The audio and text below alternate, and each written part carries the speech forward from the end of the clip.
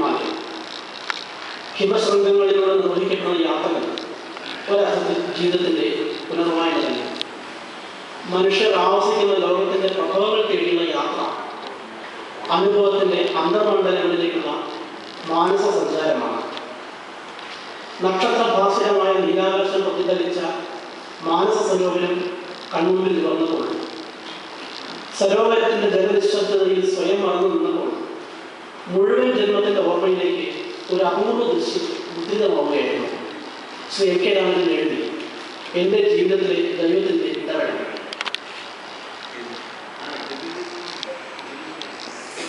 മലയാളത്തിലുണ്ടായ അപൂർവ മനോഹരമായ യാത്രാനുഭവം. പ്രകൃതിയുടെ സാന്നിധ്യം ഈ അനുഭവ സാക്ഷ്യത്തെ സുതാര്യവും പ്രകാശഭരിതവുമാക്കുന്നു.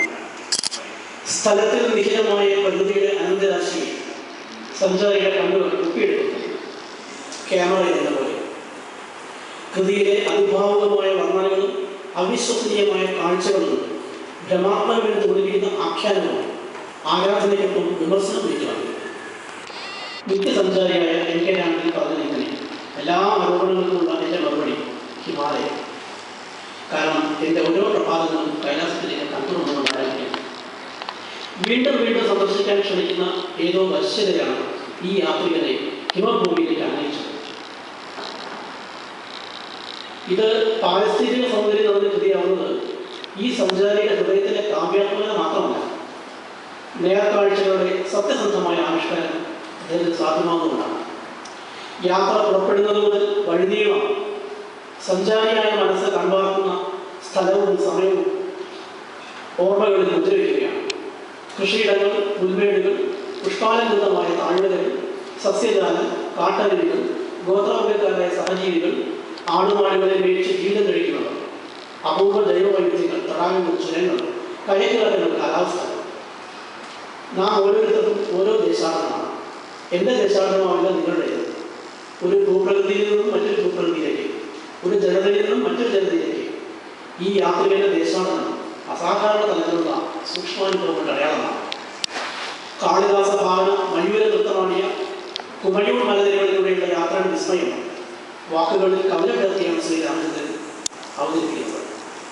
കാളിദാസ കവിതകളുടെ അനുശീലനവും ധ്യാനവും ഉത്തർഖണ്ഡന്റെ കൃതിയെ ഋതുവിന്യാസങ്ങളുടെ സൗന്ദര്യത്തിലേക്ക് കൊണ്ടുപോയി. ഉത്തരാഞ്ചൽ സംസ്ഥാനത്തിന്റെ കിഴക്ക് കിടക്കുന്ന കുമയൂർ മലനിരകൾ ഹിമാലയ യാത്രയുടെ ഗംഭീരാനുഭവങ്ങളിൽ ഒന്നാണ്. അനിവാര്യ പ്രദേശമായ കാസർഗോഡിൽ നിന്ന് ആരംഭിക്കുന്ന ഈ യാത്ര നിമ്നോന്നതമായ ഭൂഭാഗങ്ങളിലൂടെ സ്വപ്നതുല്യമായ താഴ്വരകളും പിന്നീട് മനുഷ്യവർഗത്തിന്റെ നിസ്സീമമായ ജീവിതകാമനകളുടെ കാഴ്ചകളുമായി സമതലങ്ങളും ചുരങ്ങളും താണ്ടി അനന്തമായ സ്ഥലരാശിയുടെ സഞ്ചരിക്കുന്നു. നൈനിത്താൾ, അൽമോറ, ബാഗേശ്വർ, ചമ്പാവ്, പിത്താർഗഡ് തുടങ്ങിയ ഖണ്ഡങ്ങളിലൂടെ കടന്നു പോകുമ്പോഴും കുമയൂരിലെ നിർവ്വണം പൊഴിക്കുന്ന തേയിലത്തോട്ടങ്ങളും പച്ചക്കടവറാനി വിരിച്ച കുന്നിൻ ചരിവുകളും ആപ്പിൾ, സമുദ്ര, മുന്തിരി, ചെറി, അക്രൂട്ട് തോട്ടങ്ങളും അധ്വാനശീലരായ കൃഷിവലന്മാരും നമ്മുടെ ശ്രദ്ധയിൽ തെളിഞ്ഞു വരുന്നു. ഹിമാലയ തടത്തിന്റെ ഗോത്രങ്ങൾ വിവിധങ്ങളായ കൃഷി ചെയ്തും ആടുവളർത്തിയും കമ്പിളി വസ്ത്രങ്ങൾ ഇരുണ്ടാക്കിയും സരളമായ ജീവിതം പ്രകാശിപ്പിച്ചു. കാലാവസ്ഥയെ മാത്രം ആശ്രയിച്ച് നെല്ലും ബജറയും ചോളവും ഗോതമ്പും പഴവർഗ്ഗങ്ങളും പച്ചക്കറികളും ഉണ്ടാക്കി മെച്ചമായ വെള്ളം നേടി ജീവിതം കഴിച്ചു. സമുദ്രനിരപ്പിൽ നിന്നും വളരെ ഉയരത്തിൽ കിടക്കുന്ന ഈ ഭൂപ്രദേശങ്ങളിൽ കനത്ത മഞ്ഞുവീഴ്ചയും മൂടൽമഞ്ഞും പേമാരിയും ഹിമക്കാറ്റും ജനജീവിതം ദുസ്സഹമാക്കി. ഭാഗേശ്വർ, ഭീംതാൾ, ഭോപാലി, സോമേശ്വർ, കോസാനി, ഭേഷ്നാഥ് വഴി കടന്നു പോകുമ്പോൾ ഭൂമി ഇത്രയും സൗന്ദര്യം ഈ ഹിമാലയ പ്രദേശങ്ങൾക്ക് കരുതി നൽകിയത് എന്തിനാണ് എന്ന് ശ്രീ രാമചന്ദ്രൻ അതിശയം കൊള്ളുന്നു. എത്ര കണ്ടാലും മതിവരാത്ത അപ്സര സൗന്ദര്യം നീലാകാശം പ്രതിഫലിച്ചു കിടന്നെടുത്ത് കഥാകളുണ്ട്. സൂര്യകാന്തി പൂത്തുനിൽക്കുന്ന മടങ്ങളും ദേവതാരുക്കൾ ഉടനിർത്തിയ മലഞ്ചെരിവുകളും റോഡിനിരുവശത്തുമുള്ള പുഷ്പവിസ്തൃതിയും താഴ്ന്നിറങ്ങിയുള്ള ചക്രവാളവും പച്ച നിറമാർന്ന കുന്നിൻപുറങ്ങളും സാന്ദ്ര ഹരിതത്തിന് നീലിമ നൽകിയ ആകാശ സരോവരവും മൂടൽമണ്ണിന്റെ തിരശീല വകഞ്ഞു മാറ്റിയ കിരണങ്ങളും സപ്തവർണ്ണങ്ങളുടെ ചിത്രജാലയും രാമചന്ദ്രന്റെ കാഴ്ചയിൽ വ്യക്തമാക്കുന്നു. ഉയർന്ന പർവ്വതനിരകളും അഗാധമായ മലയിടുക്കുകളും നിറഞ്ഞ വൃഷ്ടിമാലികൾ കുമയൂർ അതീവ നിഷ്കരമാക്കുന്നു. അതിവിസ്തൃതമായ വനമേഖലകളും പുൽമേടുകളും കാലിസമ്പത്തുമുള്ള ഈ മലനിരകളിലെ സാൽവൃക്ഷങ്ങളും സിഡാർ, ചീർ, പൈൻ, സിൽവർ, ഷിർ, ചിനാർ, ഓക്ക്, സ്പ്രൂസ്, സുറായ്, ബൂച്ച് എന്നീ അപൂർവ ജനസ്യവും നാം പരിചയപ്പെടുന്നു. കാട്ടാടുകളും ഹിമക്കരടികളും നമ്മെ തഴുകി മൊണാൽ പക്ഷികളും കാട്ടുമയിലുകളും പരന്തത്തകളും ഹിമാലയൻ മരുഭൂമികളും വാനമ്പാടികളും മാത്രമല്ല ബ്ലൂബർഗ്, പി, bush chat, robin, laughing thrush, ഓറിയോൺ ഗ്രേറ്റി, വൈറ്റ് ഐ തുടങ്ങിയ അത്യപൂർവ പക്ഷിജാലങ്ങളും നമുക്ക് വിരുദ്ധമാണ്. ശുദ്ധജല തടാകങ്ങളിലേക്ക് വലിച്ചിറങ്ങി വരുന്ന കാട്ടരുവികൾ പാറക്കെട്ടുകളിൽ തട്ടിച്ചിതറി മുത്തുവീഴുന്ന ദൃശ്യവും ഉത്തരാഖണ്ഡിനെ അവിസ്മരണീയമാക്കുക. ജലാശയങ്ങളിൽ മുങ്ങിന് വരുന്ന അതിവിപുലമായ മത്സ്യസമ്പത്തുകളിൽ silver carp, golden mahseer, rainbow trout, ബെച്ചുവ, ഗദേല, ടോപ്രോ തുടങ്ങിയ അപൂർവ മത്സ്യങ്ങളുടെ ചാരുതയും വായനയിൽ അലിഞ്ഞു ചേരുന്നു. കുമായൂൺ ഹിമാലയത്തിലെത്തി മഹാത്മജി ധ്യാനനിരതനായി ഏറെ നേരം അവിടെ നിന്നുപോയത്. അദ്ദേഹം എഴുതി, മനുഷ്യ സാധ്യമായതിനെല്ലാം പ്രകൃതി ഈ കുന്നുകളിൽ നിർമ്മിച്ചിരിക്കുന്നു. ഹിമാലയത്തിന്റെ വിസ്മയിക്കുന്ന സൗന്ദര്യവും കൃത്യമായ കാലാവസ്ഥയും പച്ച വിരീസിലിരിച്ചവരുടെ പഠനങ്ങളും കാണുമ്പോൾ ലോകത്തിൽ മറ്റൊരു പ്രദേശത്തിനും ഈ രമണീയ കാലത്തെ മറികടക്കാൻ സാധിക്കില്ല എന്നാണ് എനിക്ക് തോന്നുന്നത്. മഹാകവി കാളിദാസൻ ഋതുസംഹാരവും മേഘസന്ദേശവും ഈ കുമായൂൺ താളുകളുടെ ബലരചനയാണ്. രവീന്ദ്രനാഥ് ടാഗോർ അദ്ദേഹത്തിന്റെ വിശ്വസമായ ഗീതാഞ്ജലി എഴുതിയത് ഹിമാലയത്തിന്റെ ഈ തീരഭൂമിയിലാണ്. ആ വഴികളിലൂടെ എം കെ രാമചന്ദ്രൻ എന്ന മലയാളിയായ എഴുത്തുകാരൻ നടത്തിയ യാത്രയുടെ ലളിതവും അതീവ ഹൃദ്യവുമായ സാക്ഷാത്കാരമാണ് ഉത്തരാഖണ്ഡ് കൈലാസ മനസ്സരോവർ. മനുഷ്യ സംസ്കാരത്തിന്റെ ചിരന്തനമായ മൂല്യകൽപ്പനയുടെ സത്യസിദ്ധമായ ആലിംഗനമാണ് ഈ ദിനം. ഹിമഗിരി വിമാനം മലയാളത്തിലുള്ള അതിമനോഹരമായ ആത്മസഞ്ചാരം. ശങ്കരാചാര്യന് ശേഷം നീണ്ട 3 പതിറ്റാണ്ടുകൾ ഹിമഗിരി സ്വാമികളിൽ ധ്യാനജീവൻ നയിച്ച തപോവൻ സ്വാമികളുടെ ഈ ഗ്രന്ഥം ആത്മാവിന്റെ വിദേശിഖരങ്ങളിൽ നിന്നുള്ള തീർത്ഥാടനമാണ്. പിൽക്കാലം എസ് കെ പട്ടിക്കാട്ടിന്റെ ഹിമഭൂമിയിൽ നാം വായിച്ചതാണ്. Rajan Kakkanadan, K V Surendrakumar, ആഷാമേനൻ, K V Prasannakumar, Rajendran, Chithan Namboodiripad, M P Veerendrakumar എന്നിവരെഴുതിയ അതീവ കൃത്യമായ സഞ്ചാരക്കുറിപ്പുകളും നാം വായിച്ചതാണ്. ഇവിടെ തൽക്കാലം നിൽക്കുന്നു. കാരണം ഈ കൃതികളിൽ നിന്നെല്ലാം വ്യത്യസ്തമായി എന്ന് പറയുന്നില്ല. ഈ കൃതികളുടെ തുടർച്ച, ഭാരതീയ സംസ്കാരത്തിന്റെ തുടർച്ച എന്ന മട്ടിൽ തന്നെയാണ് ശ്രീരാമചന്ദ്രന്റെ പുസ്തകം പുറത്തുവന്നിട്ടുള്ളത്. അതിൽ ആദ്യ കൈലാസ യാത്ര, 5 കൈലാസമുണ്ടെന്നുള്ള ധാരണ ഉള്ളത് അദ്ദേഹമാണ്. ടിബറ്റിൽ കിടക്കുന്ന കൈലാസത്തിന് ശേഷം ഇന്ത്യൻ അതിർത്തി കിടക്കുന്ന ഇന്ത്യയുടെയും ടിബറ്റിന്റെയും അതിർത്തി കിടക്കുന്ന ആദ്യ കൈലാസം, പിന്നീട് മണി മഹേഷ്, കിന്നോർ കൈലാസ്, കിന്നോർ കൈലാസ്, ശ്രീകണ്ഠ മഹാദേവ്, ഇങ്ങനെ നിഷ്കരമായ മറ്റ് പ്രദേശങ്ങളിൽ ഉൾപ്പെടുത്തിയിട്ടുള്ള 5 കൈലാസങ്ങളെ കുറിച്ചുള്ള വാമണി പുതിയ പുസ്തകത്തിലുണ്ട്. പുതിയ പുസ്തകത്തിൽ വായിച്ചിട്ടില്ല. പക്ഷേ അദ്ദേഹം പലപ്പോഴായി എനിക്ക് തന്നിട്ടുള്ള ഒരു അറിവ് വെച്ച് മണി മഹേഷ്, ശ്രീകണ്ഠ മഹാദേവ് തുടങ്ങിയ സ്ഥലങ്ങളിൽ നടത്തിയ യാത്രയുടെ വിവരണങ്ങൾ ഉൾപ്പെടുത്തിയിട്ടുണ്ട്. ഈ മഹത്തായ പുസ്തകം വായിക്കാനിടാവുന്നതിൽ ഞാൻ ധന്യനാണെന്ന് ആ ധന്യത നിങ്ങൾക്ക് കൂടി പകരാൻ ഇടവരുമെന്ന് ഞാൻ വിശ്വസിക്കുന്നു. നന്ദി, നമസ്കാരം.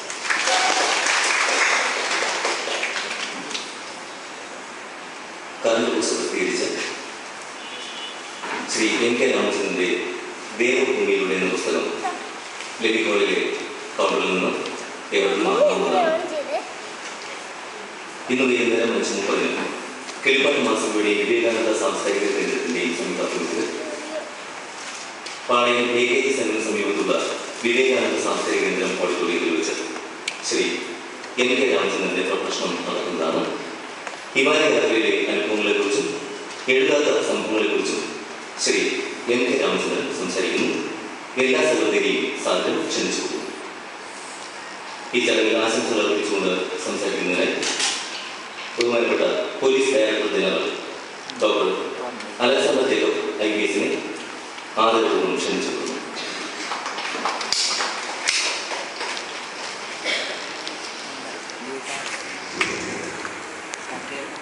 വേദപക്ഷായ ശ്രേഷ്ഠ വ്യക്തികളെ രാമോദരൻ ഈ സദസ്സിലുള്ള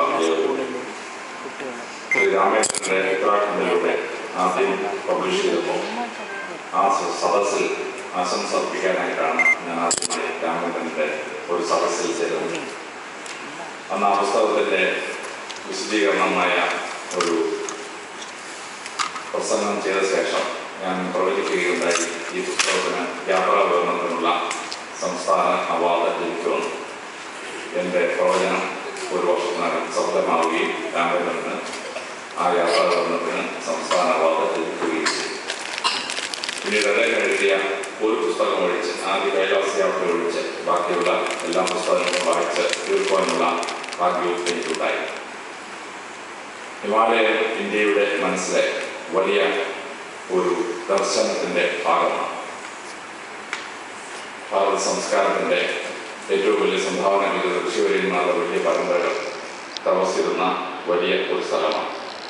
ഇതിഹാസങ്ങളിലും കാവ്യങ്ങളിലും നിരവധി തവണ പരാമർശിക്കപ്പെടുകയും അങ്ങനെ നമ്മുടെ സ്വപ്നങ്ങളിൽ എത്തിച്ചേരുകയും ചെയ്ത ഒന്നാണ് ഈ ഹിമാലയം എന്ന വലിയ സങ്കല്പം. ഈ വലിയ സങ്കല്പത്തെ നേരിട്ട് കണ്ടറിയുവാൻ നിങ്ങൾക്കോ എനിക്കോ എത്ര പേർ കഴിയും എന്നുള്ളത് ചിന്തനീയമായ ഒരു വിഷയമാണ്. അപ്പോൾ അങ്ങനെ ഒരാൾ റോമിൽ പോയി റോമിനെ പറ്റി എഴുതിയാൽ കാണണമെന്ന് ആഗ്രഹമുണ്ടെങ്കിൽ നമുക്കൊന്ന് കണ്ടിട്ട് വരാം. പക്ഷേ രാമേന്ദ്രൻ പോയ വഴിയെല്ലാം നമുക്കൊന്ന് പോയി കാണണമെന്ന് വെച്ചാൽ അസാധ്യം എന്ന് പറയാറുള്ളൂ. അപ്പോൾ യാത്രാ വിവരണം മഹത്തരമാവുന്നത് അതിന് 3-4 ക്വാളിറ്റീസ് എത്തിച്ചേരുമ്പോഴാണ്. ഒന്ന്, അതിൻ്റെ സ്പേസിംഗ് എന്ന് പറയുന്ന സംഭവമാണ്. നമ്മൾ യാത്രാ വിവരണം നടത്തുമ്പോൾ അതിനെ ടെമ്പറലായി പ്ലേസ് ചെയ്യണം. ഈ ടെമ്പറൽ പ്ലേസിങ് സാധാരണ ഒരു എഴുത്തുകാരന് ചെയ്യുവാനുള്ള ബുദ്ധിമുട്ടുള്ള ഒരു സംഭവമാണ്. എന്നാൽ വളരെ അറിയപ്പെട്ട ഒരു സ്ഥലത്താണ് നമ്മൾ പോകുന്നതെങ്കിൽ അതിന് വായനക്കാരന് വായിച്ചിട്ടുള്ള റെഫറൻസ് വെച്ചിട്ട് അവനെ ആ പ്രതലത്തിലേക്ക് കൊണ്ടുപോകാൻ വളരെ എളുപ്പമാണ്. ഇപ്പോൾ തിരുവനന്തപുരം പട്ടണത്തിൽ വന്നു പത്മനാഭസ്വാമി ക്ഷേത്രവും സെക്രട്ടേറിയറ്റും ഏജീസ് ഓഫീസും തുടങ്ങി ചില കാര്യങ്ങളെ പറ്റി ഈ വായനക്കാരൻ അറിയാം. അപ്പോൾ അത് വെച്ചിട്ട് ആ സ്ഥലത്തെ പറ്റി വിവരിക്കുവാൻ വളരെ എളുപ്പമാണ്. എന്നാൽ ഹിമാലയ സ്ഥാനങ്ങളിൽ ഇങ്ങനെയുള്ള ഐഡന്റിഫിക്കേഷൻ മാർക്കുകളൊന്നുമില്ല, മഹത്തായ ഇൻസ്റ്റിറ്റ്യൂഷൻസ് ഇല്ല, മഹത്തായ സ്ഥാപനങ്ങളില്ല. അപ്പോൾ അങ്ങനെ വരുമ്പോൾ അങ്ങനെ ഒരു സ്ഥലത്തെ പറ്റി ആയി പ്ലേസ് ചെയ്യുന്നതിന് വളരെ ബുദ്ധിമുട്ടുള്ള ഒന്നാണ്. ഈ ദുർഘടമായ പ്രതിസന്ധി രാമേന്ദ്രൻ വളരെ സുന്ദരമായിട്ടാണ് അദ്ദേഹത്തിൻ്റെ യാത്രാ വിവരണങ്ങളിലുടനീളം കൈകാര്യം ചെയ്തത്. ഇതൊരു യാത്രാ വിവരണങ്ങളെ സംബന്ധിച്ചിടത്തോളം മറ്റ് യാത്രാ വിവരണങ്ങളിൽ നിന്ന് വ്യത്യസ്തമായ ഒരു അച്ചീവ്മെൻ്റാണ് രാമേന്ദ്രൻ ചെയ്യുന്നത്.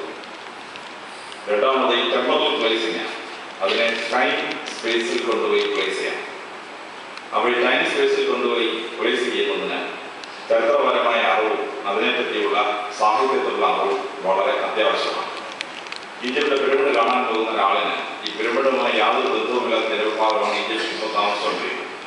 അപ്പോൾ ആ പിരമിഡ് കാണുമ്പോൾ ഈ പിരമിഡ് 4500 കൊല്ലത്തിന് മുമ്പ് ഇന്ന രാജാവ് ധരിച്ചതാണ് എന്ന് പറഞ്ഞ് വളരെ കൃത്യമായി ഒരു ടെമ്പറൽ പ്ലേസിംഗ് നടത്തിയെങ്കിൽ മാത്രമേ ആ സ്ഥലത്തെ പറ്റി ആ വായനക്കാരന് ഒരു ഗ്രാഹ്യം ഉണ്ടാവുകയുള്ളൂ.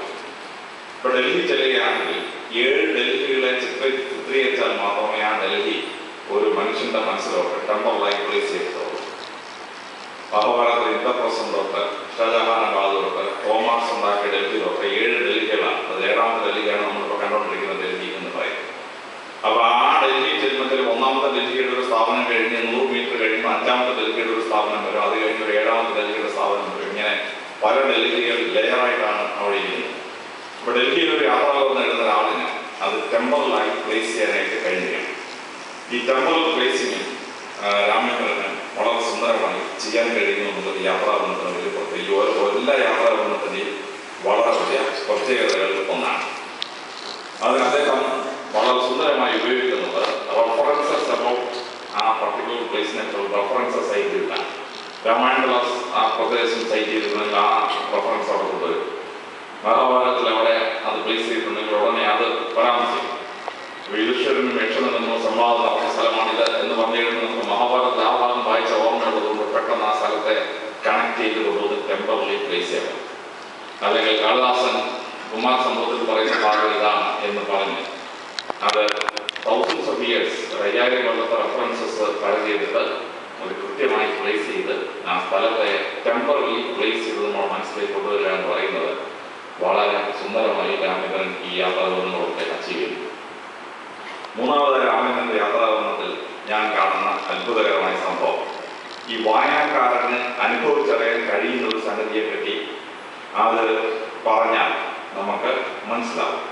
ഗോപുരം കണ്ടിട്ടുള്ള ഒരാളിനോട് ഈ ഗോപുരം 500 അടി പൊക്കമുള്ളതാണ് എന്ന് പറഞ്ഞാൽ 200 അടി പൊക്കമുള്ള ഒരു ഗോപുരം കണ്ട ഒരാളിന് പിന്നെ ഒരു 300 അടി കൂട്ടിയാൽ ഇതായിരിക്കും ആ സാധനം എന്ന് മനസ്സിലാക്കാം. അല്ലെങ്കിൽ കെട്ടിടത്തിന്റെ സൈസ് വന്ന ശേഷം എത്ര സൈസാണ് ഉള്ളത് എന്ന് വളരെ പെട്ടെന്ന് മനസ്സിലാക്കാം. അപ്പോൾ മനുഷ്യ മനസ്സിലെ ഭാവന അതനുസരിച്ച് അഡ്ജസ്റ്റ് ചെയ്യാനായിട്ട് വായനക്കാരന് കഴിയുന്നതാണ്. അടുത്ത കാലത്ത് തന്നെ മകൾ ഇരുന്ന് വായിച്ചത് മഹാഭാരതത്തിലെ ഒരു പ്രത്യേക ഭാഗമാണ്. അപ്പോൾ യുധിഷ്ഠിരൻ ഉണ്ടാക്കി ഇന്ദ്രപ്രസ്ഥത്തിൽ വലിയ കൊട്ടാരം 10,000 ചതുരശ്ര അടിക്ക് അത്രയുമുണ്ട് എന്നാണ് റെഫറൻസ് വെച്ചിട്ട് അതിനകത്ത് എഴുതിയത്. മോൾ പെട്ടെന്ന് പറഞ്ഞാൽ യുധിഷ്ഠിരൻ ഇത്രയും ഉണ്ടായിരുന്നല്ലോ, അതിനേക്കാൾ എത്രയോ വലിയ കെട്ടിടം ഞാൻ കണ്ടിരിക്കുന്നത്, എൻ്റെ കോളേജിന്റെ 5 ഇരട്ടി ഉണ്ടല്ലോ എന്ന് മോൾ പെട്ടെന്ന് മറുപടി പറഞ്ഞു. അതായത് മോളെ മനസ്സിൽ യുധിഷ്ഠിരൻ ഉണ്ടാക്കിയ കൊട്ടാരം വലിയ കൊട്ടാരമാണ് എന്നാലും ധരിച്ചു വെച്ചത്. അപ്പൊ 10,000 ചതുരശ്ര അടി ഉള്ളൂ എന്ന് ഈ പുസ്തകത്തിൽ പറഞ്ഞു കഴിഞ്ഞപ്പോഴത്തേന് മോളുടെ മനസ്സിൽ പെട്ടെന്ന് ആ കൊട്ടാരത്തിന്റെ ആ ഇതങ്ങ് ഇല്ലാതായി എന്നുള്ളതാണ്. അപ്പൊ ഈ രീതിയിൽ മനുഷ്യൻ അനുഭവിച്ച ഒരു സംഗതി പറഞ്ഞ് മനസ്സിലാക്കാൻ വളരെ എളുപ്പമാണ്. അപ്പൊ രാമചന്ദ്രൻ പോകുന്ന സ്ഥലങ്ങളില് ഉള്ള പ്രധാനപ്പെട്ട ഒരു സംഗതി ഈ ഐസ്, അതിന്റെ അവലാൻഷസ് പോലുള്ള ഒരു പർട്ടിക്കുലർ സ്ഥലമാണ്. ഇത് മലയാള മനസ്സിലേക്ക് പറിച്ചു വന്നാൽ വളരെ പ്രയാസമാണ്. കാരണം മലയാള ഭാഷയിൽ ഈ മഞ്ഞെന്നുള്ള ഒരു വാക്കല്ലാതെ ഈ പലതരത്തിലുള്ള ഐസിന് വാക്കുകൾ പോലുമില്ല. എസ്കിമോസിന്റെ ഭാഷയിൽ 9 വാക്കുണ്ട് ഐസിന്. പല സമയത്ത് വീഴുന്ന ഐസിന് പ്രത്യേക പേരാണ്, പല തരത്തിലുള്ള ഐസുകൾക്ക് പ്രത്യേക പേരാണ്. മലയാള ഭാഷയിൽ നമ്മൾ മഞ്ഞെന്നൊരു വാക്ക് മലയാളം അല്ലാത്തൊരു വാക്ക് എടുത്ത് ഉപയോഗിക്കുന്നുണ്ട്. ഇംഗ്ലീഷുകാർ ഉപയോഗിക്കുന്ന ഐസ് എന്ന വാക്ക് ഐസ് എന്ന് തന്നെ എടുത്ത് നമ്മൾ മലയാളത്തിൽ ഉപയോഗിക്കാറുണ്ട്. പക്ഷെ മലയാളം ഒറിജിനൽ മലയാള ഭാഷയിൽ മഞ്ഞിന് വാക്കില്ല, ഐസിന് വാക്കില്ല. കാരണം നമ്മളിപ്പോൾ കണ്ടിട്ടില്ല, നമ്മുടെ ഐസ് കണ്ടിട്ടില്ല. മലയാള ഭാഷ മഴയ്ക്ക് 16 വാക്കുണ്ട്. പക്ഷേ സ്വാഹിലി ഭാഷയിൽ ഈ മഴയ്ക്ക് വാക്കയില്ല. കാരണം ഈ സാധാരണ പെരുപ്പുള്ളറിയാം മഴ കണ്ടിട്ട് നൂറ്റാണ്ടുകൾ മുമ്പ് ഒരു മഴ പെയ്തു. അപ്പൊ നമ്മൾ ഈ മഴയെ പറ്റി പറയുന്ന ഒരു വാക്ക് സ്വാഹിലി ഭാഷയിൽ തർജ്ജിമ പ്രയാസമാണ് എന്ന് പറഞ്ഞ പോലെ മലയാളിക്ക് ക്ലൈമറ്റ് ഉണ്ടെന്ന് വെച്ചാൽ ഹോട്ട് ആൻഡ് വെരി ഹോട്ട് എന്ന് ചില ആളുകൾ സരസമായി പറയാറ്. പക്ഷെ ഈ മഞ്ഞ് കണ്ടിട്ടില്ലാത്ത, മഞ്ഞിന് ശരിയായ വാക്കില്ലാത്ത ഒരു മലയാള ഭാഷയിലെ ഒരു വായനക്കാരൻ ഈ മഞ്ഞ് മൂടിക്കിടക്കുന്ന ഹിമാലയ പർവ്വത സ്ഥാനങ്ങളിലെ ഓരോ സ്ഥലങ്ങളെ കൃത്യമായി മനസ്സിലാക്കണമെങ്കിൽ ഈ അനുവാചക എന്ന് മനസ്സിലാകാത്ത ഒരു അനുഭവം നമ്മുടെ ഭാഷയിലേക്ക് പറഞ്ഞ് മനസ്സിലാക്കാൻ കഴിയുകയാണ്. ഇത് വളരെ അസുലഭമായ ഒരു കഴിവോടുകൂടിയാണ് രാമേന്ദ്രൻ ഈ യാത്രാവിവരണങ്ങൾ അച്ചീവ് ചെയ്തിട്ടുള്ളത്. അത് വായിക്കുമ്പോഴാണ് അതിൻ്റെ രസകരമായ അനുഭവം മനസ്സിലാക്കുന്നത്. പലപ്പോഴും രാമേന്ദ്രൻ സംസ്കൃത വാക്കുകളോ അല്ലെങ്കിൽ ഒറിജിനൽ ഹിന്ദിയിലുള്ള വാക്കുകളോ അല്ലെങ്കിൽ പഹാടി ഭാഷകളുള്ള വാക്കുകൾ എടുത്തിട്ടാണ് രാമേന്ദ്രൻ ആ അനുഭവം പറഞ്ഞ് വളരെ സരസമായി നമ്മുടെ അനുഭൂതിയിലേക്ക് കൊണ്ടുവരുന്നത്. 4മതായിട്ടുള്ള ഇമാജിനേഷൻ എന്ന് പറയുന്ന സംഗതിയാണ്. യാത്രാപൂർവ്വം വായിക്കുന്ന ഒരു അനുവാചകൻ ഈ ആള് ഇപ്പൊ എവിടെയാണോ നിൽക്കുന്നത് ആ സ്ഥലത്ത് നമ്മൾ നിൽക്കുന്നു എന്ന് മനസ്സിലാക്കിയ സ്ഥലം കാണാൻ കഴിവുള്ള ഒരു രീതിയിലേക്ക് ഈ വായനക്കാരനെ കൊണ്ടുവരണം. ഇത് ഒരു യാത്രാപൂർവ്വം എഴുതുന്ന ആളിന്റെ അസുലഭമായ ഒരു കഴിവാണ്. എസ് കെ പൊറ്റക്കാട് യാത്രാപൂർവ്വം ബാലയാത്ര എഴുതിയെന്ന് പറഞ്ഞു. അങ്ങനെ നടന്ന് ഞാൻ കോഴിക്കോട്ടെ ചേവായൂരിൽ എത്തിച്ചേർന്നു എന്ന് എനിക്ക് തോന്നി എന്നുള്ള രീതിയിലാണ് എഴുതുന്നത്. അപ്പോൾ ചേവായൂരിൽ കണ്ടിട്ടുള്ള മലയാളിക്ക് അറിയാം ഈ ബാല്യദ്വീപ് ഏതാണ്ട് ആ ചേവായൂരിന്റെ പരുവത്തിലുള്ള ഒരു പട്ടണത്തിലാണ് ഇപ്പോൾ എസ് കെ പൊറ്റക്കാട് നിൽക്കുന്നത് എന്ന് നമുക്ക് മനസ്സിലാവും. ബാല്യദ്വീപ് എന്ന് പറഞ്ഞാൽ 95% ഹിന്ദുക്കളുള്ള ഒരു ഇന്തോനേഷ്യൻ ദ്വീപ സമൂഹമാണ്. ഇന്തോനേഷ്യ മെജോറിറ്റി മുസ്ലിം ആയിപ്പോയി. പക്ഷേ ഈ ബാല്യദ്വീപ് ഇപ്പോഴും 95% ഹിന്ദുവാണ്. ഇന്തോനേഷ്യയിലെ എയർവേസിന്റെ പേര് ഗരുഡ എയർവേസ് എന്നാണ്. ഇന്ത്യയുടെ മിത്തോളജിയിൽ നിന്നാണ് ആ പേര് വരുന്നത്. ഇന്തോനേഷ്യയിലെ ഫോറിൻ മിനിസ്റ്റർ സരസ്വതി ഒരു ബ്രാഹ്മണ സ്ത്രീയാണ്. അപ്പൊ ഇങ്ങനെയുള്ള ഒരു ബാല്യദ്വീപ് ഇന്ത്യയുടെ സംസ്കാരവുമായി വളരെ അടുത്ത ബന്ധം സ്ഥാപിച്ച ഒരു സ്ഥലം. അപ്പൊ അവിടെ എസ് കെ പൊറ്റക്കാട് നടന്ന കോഴിക്കോട്ടെ ചേവായൂർ എത്തിയെന്ന് സംശയിച്ചതെങ്കിൽ പറയുമ്പോൾ നമുക്കത് ഇമാജിനേഷനിലൂടെ ആ സ്ഥലത്തെ പറ്റി ഒരു ഗ്രാഫിംഗ്. രാമേന്ദ്രൻ ഈ വിവരിക്കുന്ന സ്ഥലം എന്ന് പറഞ്ഞത് മലയാളിക്ക് പെട്ടെന്ന് ഭാവന ചെയ്യാൻ പറ്റാത്ത ഒരു സംഭവമാണ്. ഹിമാലയം വലിയ ദൂരമുള്ളതാണെന്ന് പറഞ്ഞാൽ ആനമുടി കണ്ടിട്ടുള്ള മലയാളികളെല്ലാം 10 ലക്ഷത്തിൽ കൂടി കാണാൻ വഴിയില്ല. 8000 അടി പൊക്കമുള്ള ആനമുടി, അതിനപ്പുറത്ത് മലയൊന്നും മലയാളി കണ്ടിട്ടില്ല. പിന്നെ അവൻ കണ്ട ഈ അഗസ്തികൂടമാണ് മലയിൽ നമ്മൾ ധരിച്ചു വെച്ചിരിക്കുന്നത്.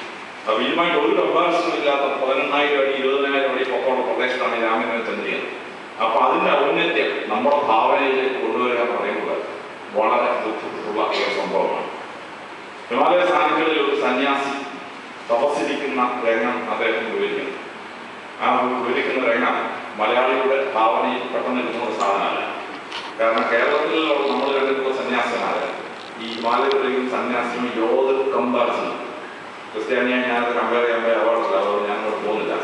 എങ്കിലും ഇൻകമ്പയറബിളായിട്ട് സന്യാസിയാണ് വിളിക്കുന്നത്. അപ്പോൾ സാധാരണ സന്യാസി ഇരിക്കുന്നു എന്നൊക്കെ നമ്മൾ പറയുമ്പോൾ കർഷകരുടെ ഏതൊരു മഠത്തിലിരിക്കുന്ന സന്യാസിയാണ് നമ്മുടെ ചിന്തയിലേക്ക് വരുന്നത്. ആ ഭാവനയുണ്ട് മലയാളിയെ. ഹിമാലയ സാനികളിലെ മഹത്തായ സന്യാസി പരമ്പരയിലുള്ള ഒരു സന്യാസി അദ്ദേഹത്തിന്റെ ആശ്രമത്തെയും നമ്മുടെ മനസ്സിലോട്ട് ഭാവനയിൽ കൊണ്ടുവരിക എന്ന് പറഞ്ഞ് യാത്രകളൊന്നും ഒരു നാടിനെ സംബന്ധിച്ചിടത്തോളം വളരെ വളരെ ബുദ്ധിമുട്ടാണ്.